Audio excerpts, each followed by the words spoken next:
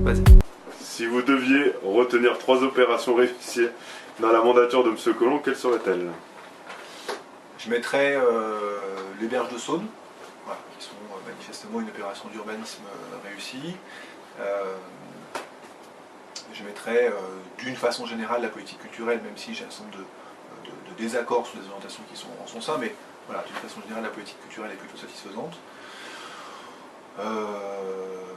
Et la volonté de Gérard Collomb de ne pas scinder l'économique et le social, voilà, ça me paraît plutôt positif.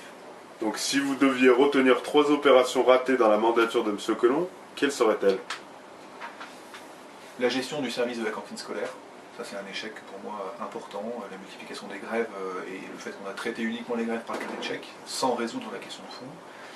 Le projet de l'Hôtel-Dieu, qui ne répond pas de mon point de vue aux ambitions qu'on peut avoir pour ce bâtiment sur le territoire.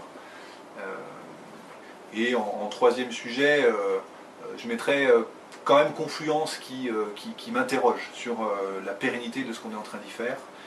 Beaucoup de logements, de locaux commerciaux sont vides, le bâtiment commercial ne suscite pas visiblement l'attrait qu'on imaginait.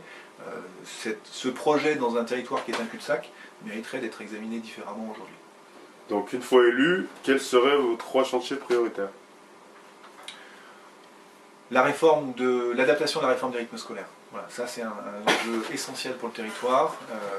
La mobilité des Lyonnais, multiplier les outils pour que les Lyonnais puissent se déplacer facilement. Et puis une nouvelle approche du développement économique qui s'appuie davantage sur les ressources du territoire, qui sont grandes, mais qui sont assez peu et assez insuffisamment valorisées. Voilà, éducation, déplacement, emploi sont les 3 priorités du projet qu'on présente. Eh bien, merci beaucoup, M. Lafont.